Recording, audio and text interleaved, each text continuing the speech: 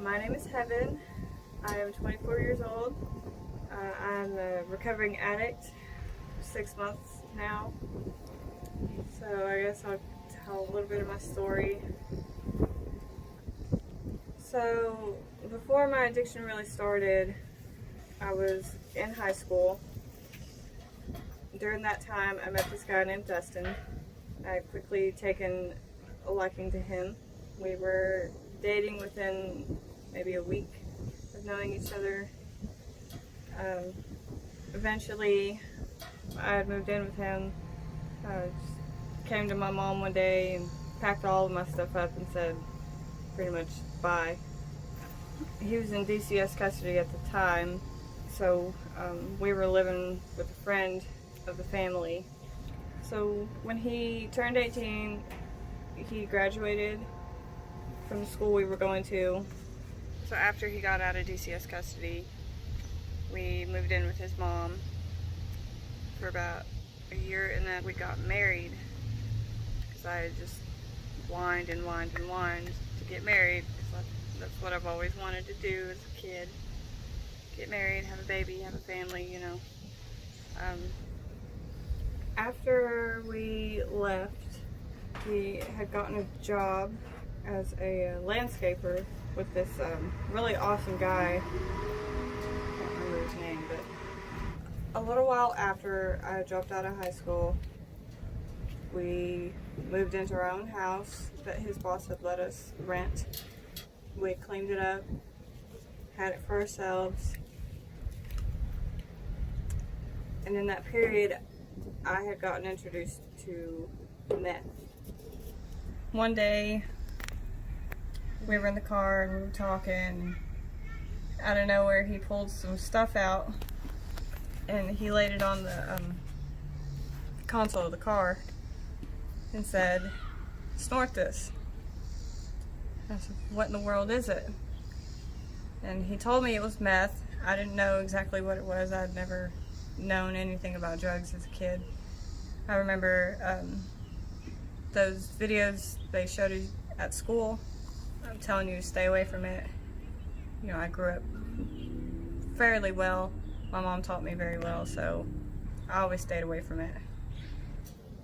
It had been a long time since I had heard about it, so I wasn't sure what it was.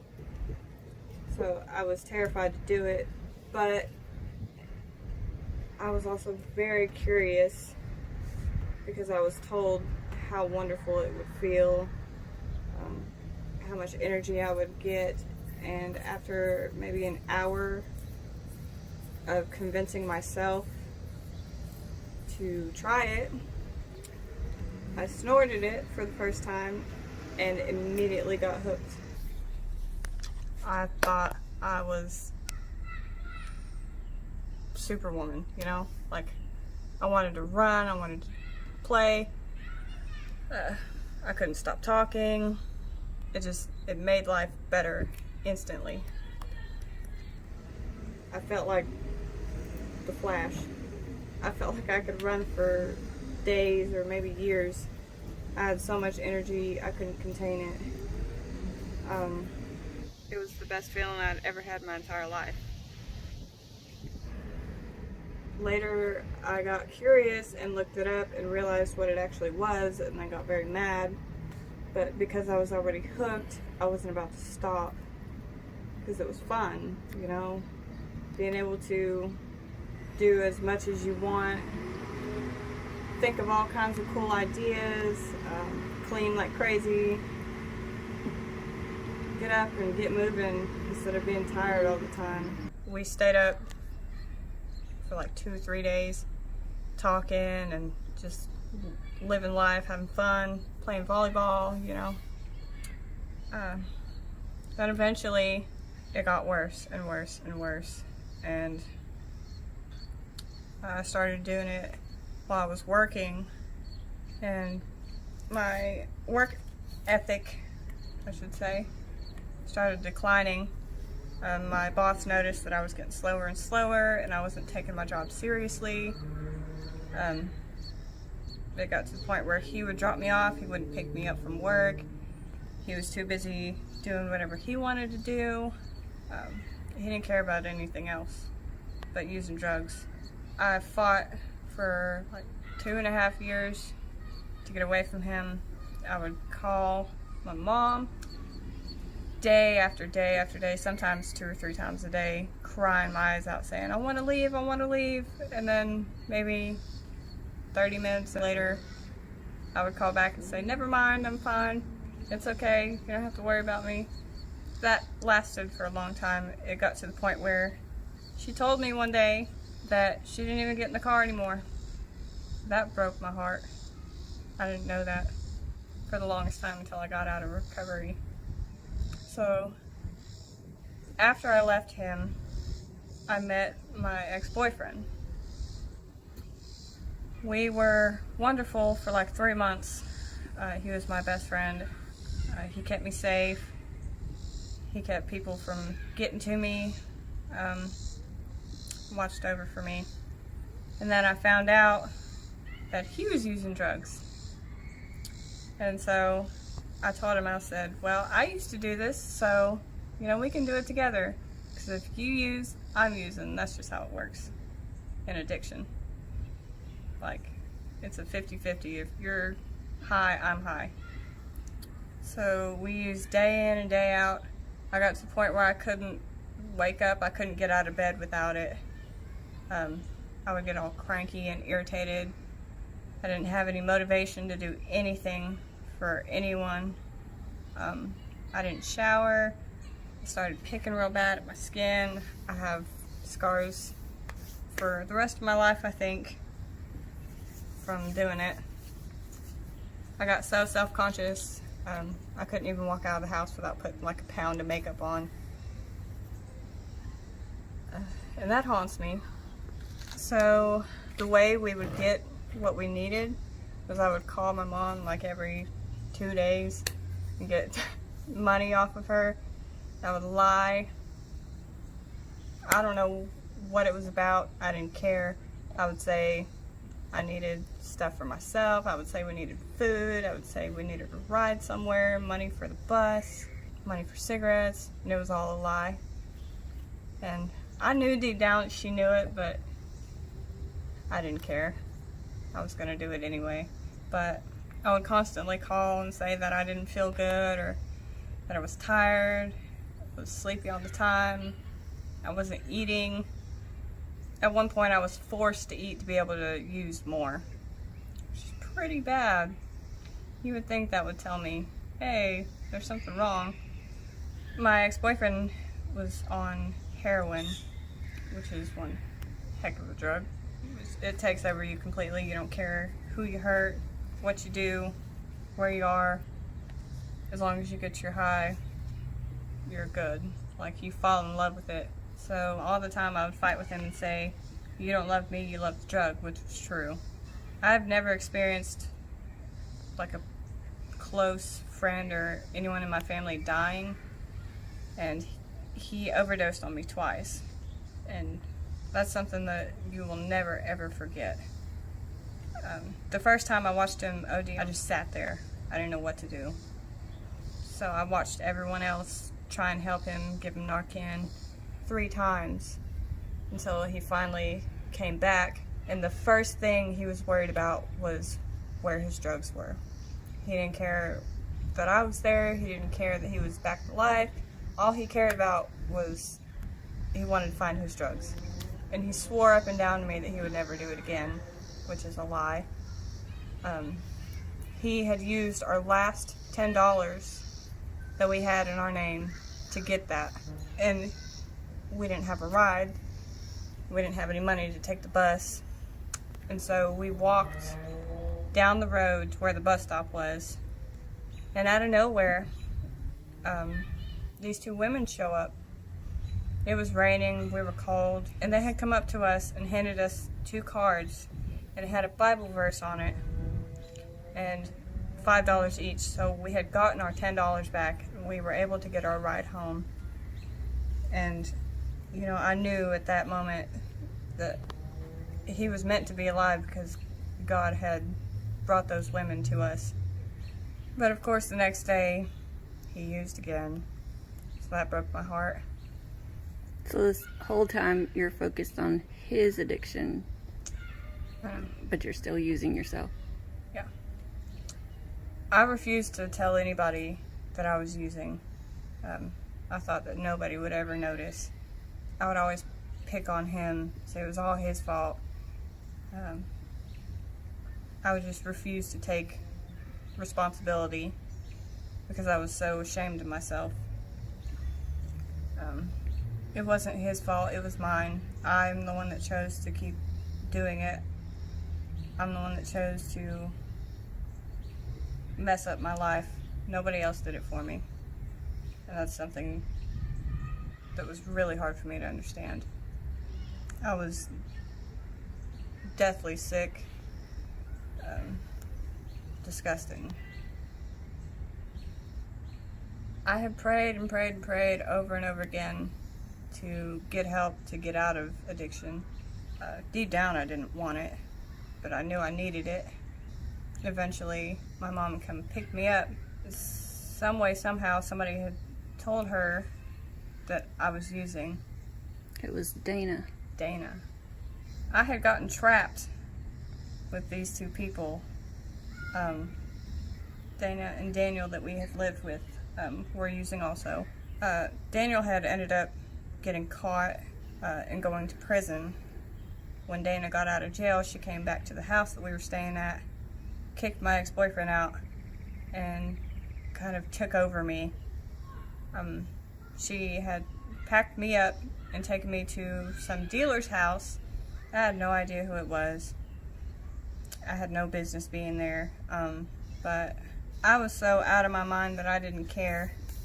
I found out that she had called my mom and told her that she needed our rent money, when really she just wanted it for drugs.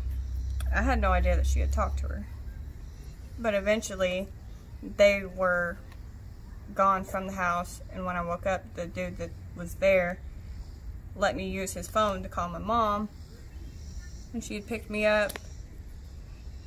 She had taken me to see my ex-boyfriend. We said our goodbyes, and I went to treatment, which was the absolute best thing that could have ever happened to me. You were kind of surprised, weren't Oh, you? I was super shocked. My mom had asked me where I was going, and I had no idea. And then we showed up at Cornerstone. I was like, oh, okay, so this is happening. And I was all for it. I wanted it for so long. And I finally got it. God used my mom to bring me to that place, because we all know I wouldn't have went by myself. We had sat down on the sidewalk, and I had smoked a cigarette, looked up in the sky, and knew that my prayer was answered. And that's the biggest sign I'd ever had in my entire life, that God exists. And he clearly loves me, because I should have been dead a long time ago. But I got clean. I was there for 3 months. Best time in my entire life. My whole attitude, outlook upon life, my sense of direction, my mind was just clear and clean. I was sober for the first time in 3-4 years, and it was amazing. God had tested me once while I was there. I got a call from my ex-boyfriend saying that he was out and he wanted to come get me, and I was so ready to go. I packed all my stuff up, went down the road and waited for him for hours, and finally just decided to go back inside and go lay down because I knew he wasn't coming. Do you know why he didn't come? He got arrested. On the way there to get you? On the way to come get me, because he had drugs in the car. That was an intervention by prayer. Yes, intervention by prayer. I love that. Yes. Even though, after I completed the program, and I got out, I got a hold of him again, moved right back with him. I was living with my mama and papa for a while. They are a gift from God also, to let me stay at their house to further my recovery. But I missed my ex so much that I just wanted to move in with him. We started using again, and there goes the cycle. I got caught up in false love. Maybe not false love, but Just not a secure, strong, stable, healthy love. yeah. It was love, but it wasn't healthy. They say when you stop using and you get clean and then you go to use again, you start up where you left off when you stopped.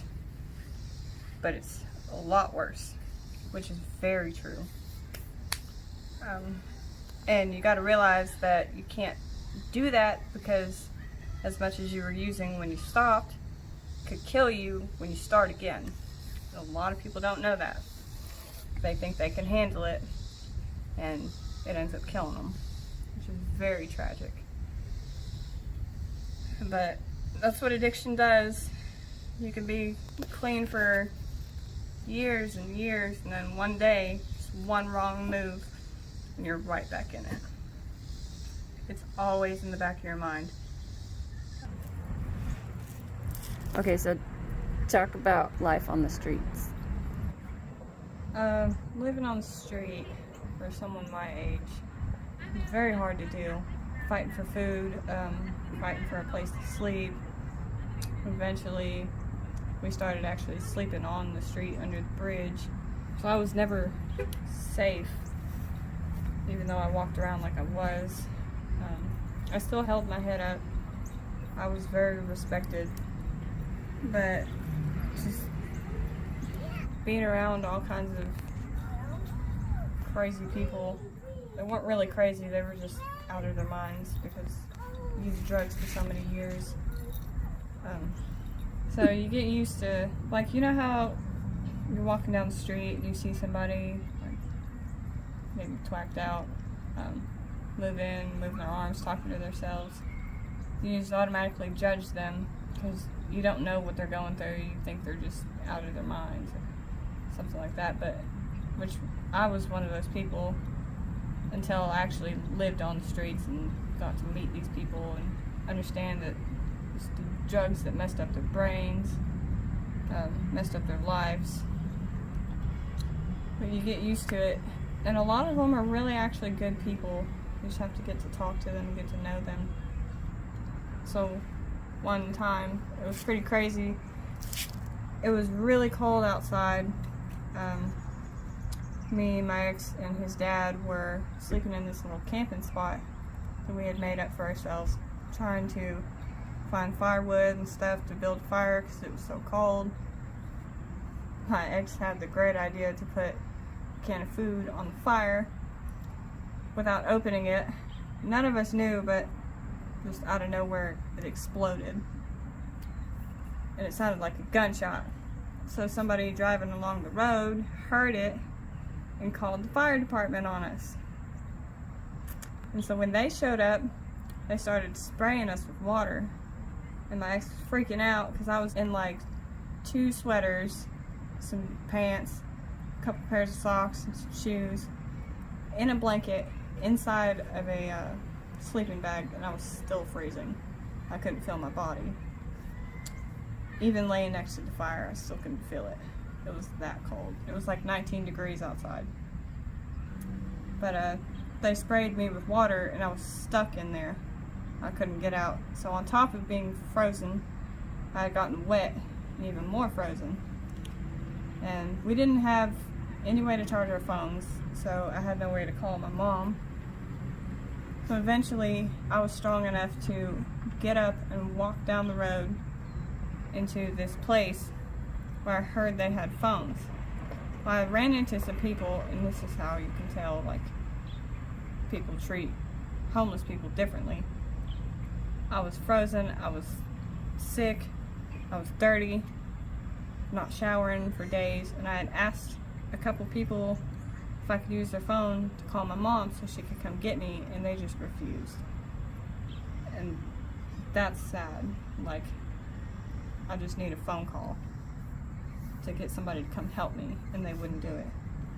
But I had found a phone, called my mom, she came and picked us up, She took us to her house and we took a shower, and she took us to church, which was absolutely awesome. When we got there, the preacher was super sweet to us. They welcomed us like we were family. I will always be forever grateful for this church. I can't wait to come back because I've never felt more at home in this church than anywhere I've ever been in my life. So at some point I went to this amazing place here in Chattanooga called Focus, which saved my life again with the help of my mom, God, and the amazing people in recovery. Unfortunately, I left with some guy because I have issues, which is another story in its own. I left with this guy. I thought we were going to work out. I thought it was going to be awesome. He had offered me a place to live because I was too scared to go to Oxford when I first got out of Focus. So we went to Sevierville, in the middle of nowhere, with no phone, no ride, no money. It was great. I completed treatment. He didn't. So he left early and went with me. And every single body I talked to had told me, don't do it. But I learned the hard way. There's no easy way out for me. So, through the muck and the mud every single time. But eventually I learned.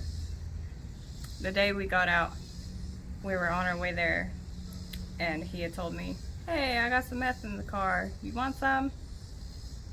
Yes, of course I do, because that's my DOC. I love it, and I won't lie, I do. So we had started using. I'm an IV user, unfortunately. It's a lot worse than just snorting it or smoking it. I was at the point where even if I didn't get high, I would still shoot up just to feel it, just to do it. It was very bad. I was one of those, what you call carpet surfers, where you get on the ground with a flashlight and you just look through anything on the floor you can to just possibly find one little piece to use, just to try and hopefully get high.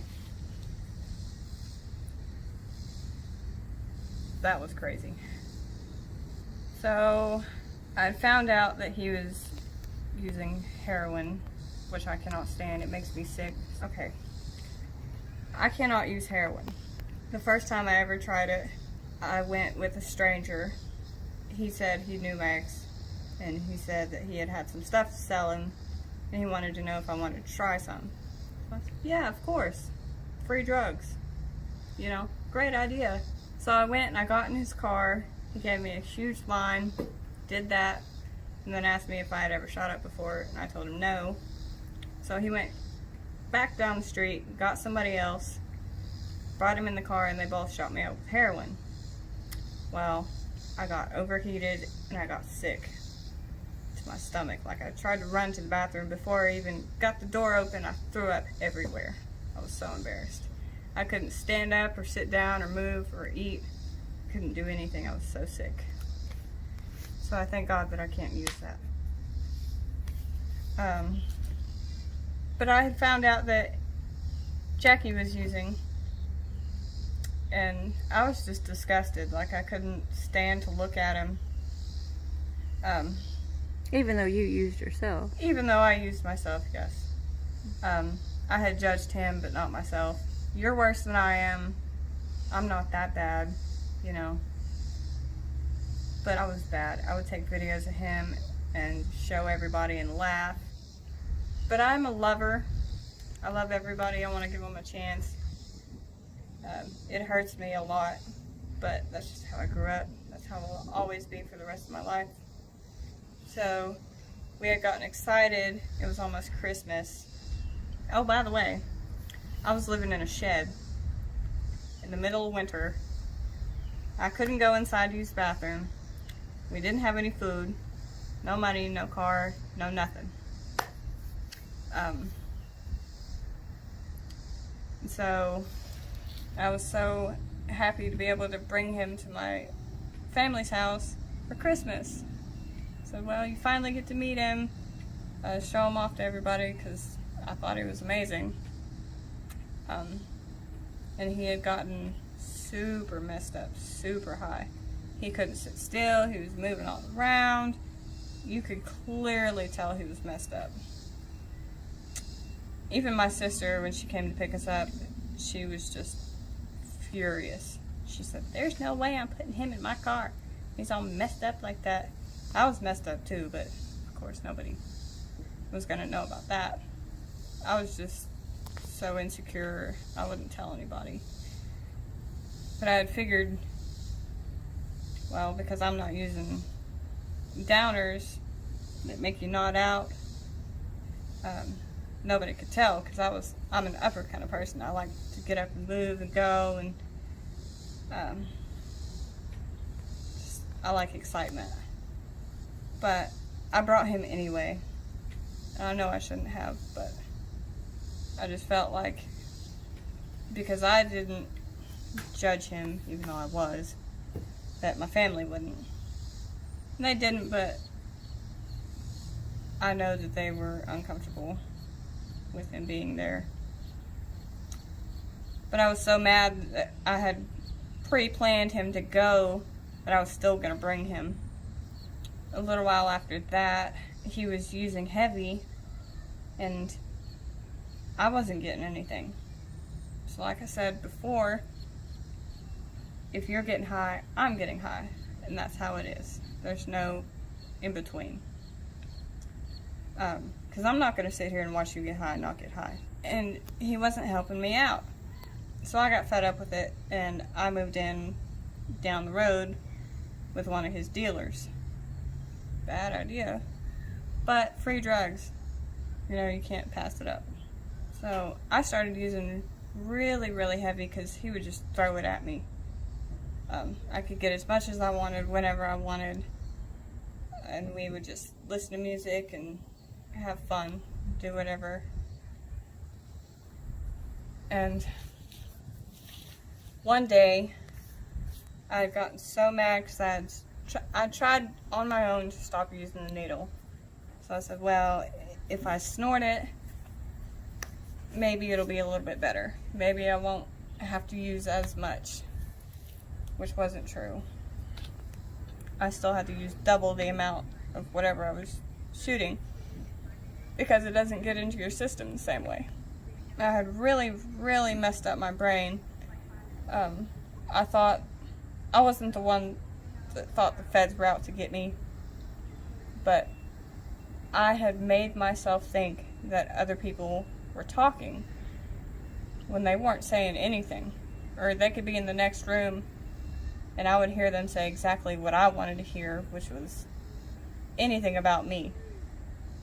They were plotting against me, they were talking bad about me, and I just couldn't handle it. At one point I thought that they were all plotting to kill me, and I would go crazy. I would get mad and swear up and down that they were saying something when they weren't. But I wanted to get to that point. Like, I purposely wanted to get there. Hear voices in my head and see all kinds of crazy colors and stay up for days and days and see how long I could go. Because I didn't want to go to sleep, because every time I would go to sleep I'd have such vivid dreams that I thought they were real, and it would terrify me. But that was who I was. That's where I wanted to get to. And we had gotten into a confrontation about this girl who kept coming over to the house that I didn't like. And the dude that I was with kept telling me that he was going to kick her out and he didn't want to talk to her again, but she would always keep coming over. And we all just fought about that until one day, it was him, Jackie, and that girl, and they were all sitting in the living room. Of course, I can't tell you if it was real or not, and I will never be able to, which breaks my heart. But I swear up and down that they were all talking about me. I was sitting in the room just bawling my eyes out, screaming and crying on the phone with my mom, telling her I couldn't stand it, asking why I I had to deserve what I was going through, why nobody cared about me, why my feelings didn't matter, why I wasn't good enough for anybody or anything, for even God. So she had called my sister, and my sister came and picked me up. And I had packed all my stuff, and I walked out mad and crying. But I had decided before she came and got me that I was going to leave, because I really didn't want to. As much as I was crying to go, I didn't want to leave. I was thinking in my mind, maybe there's some way I can talk to them to where I can stay, just so I can keep using drugs, just so I can keep getting high, because I didn't want to stop. And nothing makes you want to stop. Not your family, not your friends, not your children, not church, not nothing. Nothing makes you want to stop until you hit your rock bottom, which is different for everybody. And I think that day, that was my rock bottom. I've been through worse, but that's the one that hit me the most. My heart was totally shattered, completely broken, worse than it had ever been before. And I was talking to my sister on the way there, still crying, still upset, and she was just trying to get me to understand that I'm better than that. I deserve happiness, I deserve love, friends, family. I deserve to live, and I didn't think I did. So we eventually got to my mom's house, and even though they had spent thousands and thousands of dollars for me to go to treatment twice, they were willing to put me through treatment one more time, because my life matters. And I'm not done with the world. Still not. So, you were afraid to take the step to the sober living home, even though people told you, when you get there you'll love it, but you didn't believe it, did you?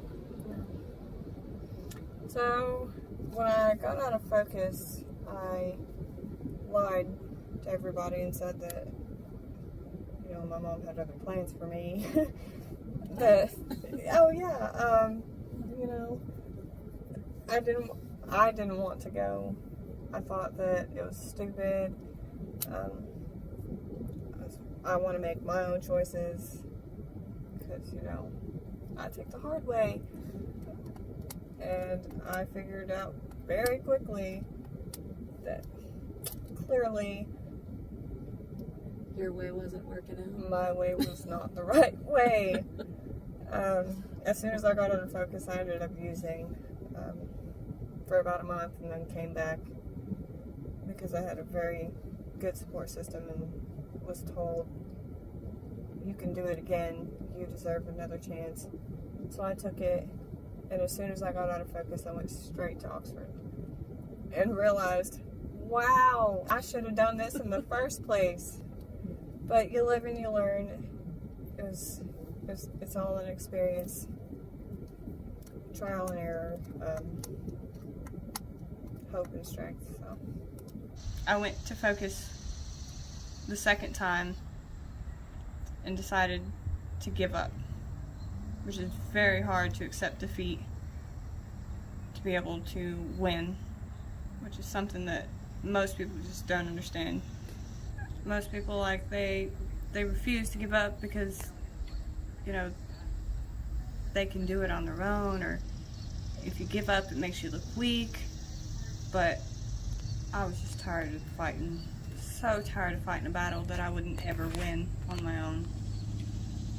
So I gave up completely, and I looked at myself in the mirror, and I couldn't stand what I saw. And I had broken my mom's heart so many times that I just couldn't do it again. I didn't want to be that kid that ended up on Facebook with a rip comment saying, you know, it's so sad she died from drugs, or, you know, to do that to my family. I I saw my mom cry and I just couldn't handle it. I just gave up. I want to be able to show her that I'm stronger than anything that comes my way. Not necessarily stronger than drugs, but I'm stronger than my past, and nothing can knock me down because I have God by my side, my family, and my friends. You actually have friends now. I actually have friends, yeah, that care about me, that want to talk to me. I live in an Oxford house here in Chattanooga where I decided to stay because I know if I ever go back to Knoxville, I'm going to use again. And that's terrifying to me.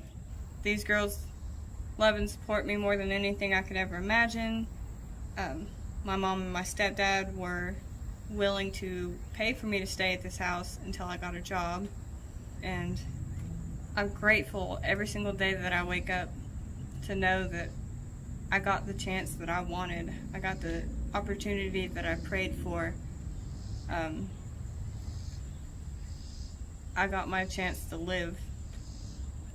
I wouldn't trade what I've been through for anything.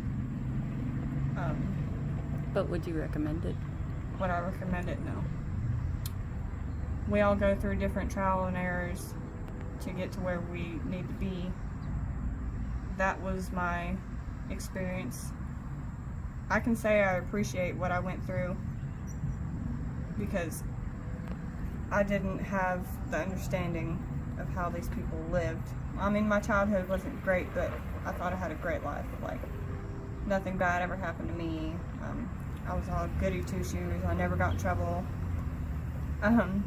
So I feel like I was led to this to be able to break down, let go, let God, experience the pain, the struggle, and the trials to gain strength, hope, and experience to be able to share it with others. Because a lot of people my age haven't been through what I've been through. And I'm grateful, I'm thankful, I'm loved, I'm blessed, I'm stronger than I've ever been. And I'm glad to be able to sit here alive, happy, healthy, and to be able to share my story with those who need it. Those who don't have the opportunity to be able to hear certain things like this, those that don't get the chance to get in the rooms or to get treatment, who end up passing away on the streets due to drugs and alcohol, which is as much of a drug as anything else. What do you think helped you the most? What do you think strengthened you inside through all of this? Oh, that's a good question. Something I haven't thought about really. Best guess.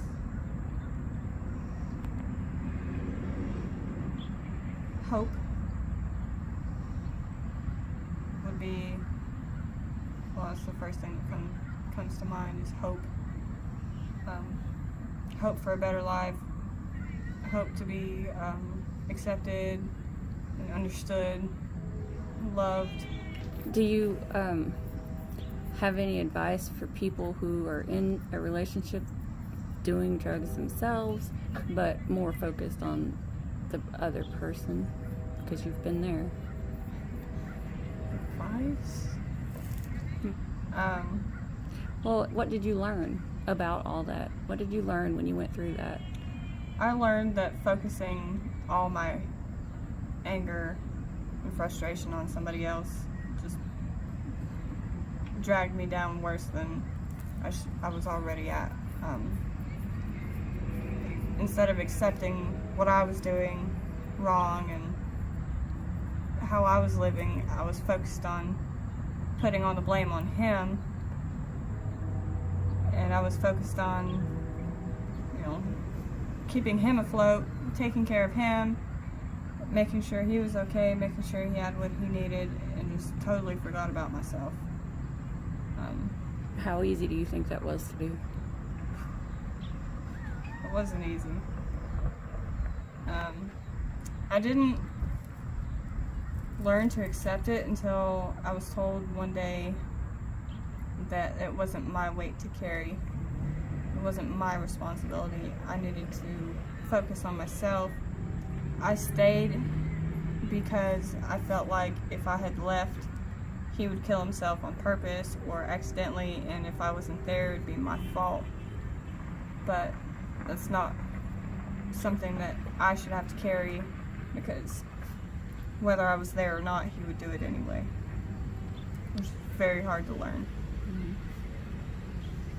Get out of the situation if you're in it. It's going to be harder than anything you've ever had to do, but in the end, it'll be the best thing you've ever done. It took me 3 years to leave my ex-husband. And the day that I did it, I just felt free. I thought that he was the love of my life. I thought that I wouldn't ever be with anyone else. Of course, he put that in my head. I thought I couldn't live without him. That maybe if I died, everything would be better. If I just killed myself and disappear, I wouldn't put anybody through pain, or nobody would suffer anymore. And then when I left, I realized that was the worst thing I could have thought for myself. I didn't think I was enough. I didn't think I was worth anybody else's time. But some way, somehow, by the grace of God, he showed me that I don't need a man to be by my side to help carry me through whatever. I can do it myself, which is where I'm at now. I make my own money, I pay for my own place to stay, I buy my own food, I have extra money to get what I want, when I want it, and I've never had that before. You're an adult. I'm an adult, yes. It's, Official adult. I'm an official adult. I just bought my new classes, all by myself. I'm experiencing all kinds of things that I never thought possible. I'm happy. I'm loved. I'm supported. Let me ask you a question. Yeah.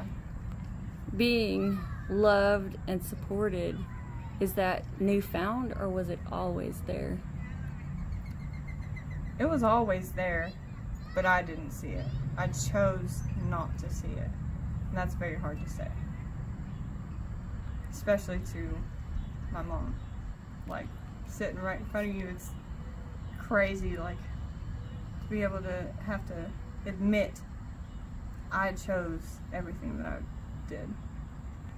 I have another question. You had both treatment centers and support from family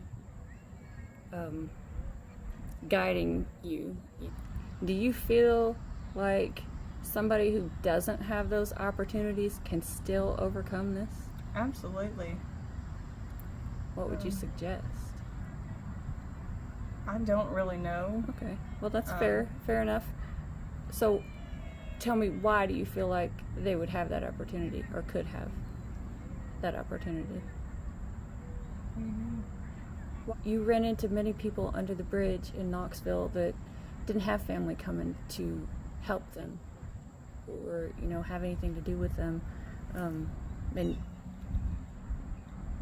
what do you think that they would have to do to take the step that you made? The hardest thing would be to change person, places, and things. I know when you're homeless, it's hard to just get up and leave, but there's somebody somewhere out there that you can talk to that cares about you, that will be willing to help you, regardless if you can get into treatment or not. You don't necessarily need treatment, but it's absolutely the best idea. Did your newfound learning, trying to understand the Spirit, God in your heart, did that help you? Did that strengthen you? Yes. The whole let go, let God thing. When you stop trying to fight it, because I always fought for maybe a sign or an experience to have a way to believe. It's the whole you can't believe what you can't see kind of thing. I cried and cried for a sign. Send me somebody, show me a sign, do something so that I can believe in you. And when you stop fighting for that, you let go, it all comes to you. So when you were on drugs, you had people coming to you saying, hey, this is not where you need to be. I mean, I was one of them. Find the inner strength that you need, because ultimately the choice is yours. Okay? Well, it was so hard to make that choice. You didn't want to leave the drugs. You didn't want to leave that life.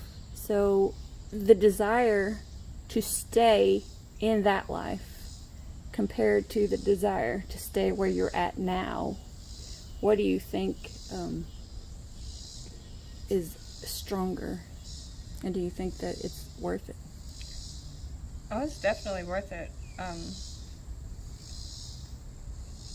I don't like change. It terrifies me. I'm sure it does for most people. But in my experience, it's happened way too often in my life. People come and go. Things are said that aren't meant. Of course, I trust people way too much. I give my everything to everybody, and they just take it away from me, so I'm terrified of change. I still don't like it to this day, but I know that in the end, making that choice is way better than you could ever imagine. Taking the actual step to change is the hardest part, in my opinion. Because you can make one decision and change your whole life. Do you have any advice for people in your situation that are not wanting to leave the situation that they're in? We're told one day at a time, even 1 minute at a time. Mm-hmm. Just pray, maybe write it out, speak it out loud, make it true, make it honest, and just find somebody that you can connect with and talk about it. Just get it out. And even if you don't take the advice or the inspiration or whatever it is, consider it. Just think about it. I have another question. When you were at Cornerstone, you participated, and it was all interesting and new. So when you went to Focus the first time, you felt like you'd already been through it and it wasn't worth participation. So the second time you ended up at Focus, you did participate. What kind of a difference did that make? Regardless where you go, everybody teaches different, everybody learns different, and just because you might have been through it 1 or 100 times doesn't mean that you shouldn't give it your all. You could go to a treatment and be out for a month and then go back, and there's a bunch of stuff that could have happened differently that you can re-enter in your step work or the things that you're trying to learn or they're trying to teach you, and it makes a whole difference. Okay, how about a different aspect? When you did participate compared to when you did not participate, what kind of a difference did it make for you inside? Like, how did it make you feel? I felt free. When you did? Yeah, when I actually started doing it. Like I said, when you write it down, and then speak it out loud, it makes it true.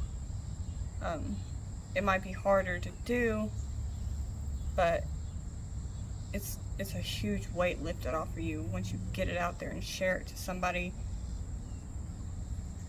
Most of the time you think nobody's going to understand me, nobody's going to understand why I did what I did. But when you share it with others that have been through similar situations, they can give you feedback and tell you their experience, and then you can connect them together and get a whole new outlook upon life, upon what you're trying to learn. You have anything else to add? Live your fullest life. Do what you need to do. Get healthy, get happy. Experience a new life. And sobriety, if you need it, it's here for you. You can do it. Don't give up on yourself. I didn't give up on myself. I've got 6 months sober 2 days ago. I've never been more proud of myself. The people in these rooms, the meetings that we have, the recovery group that we have, the family, the support, the connection is just amazing.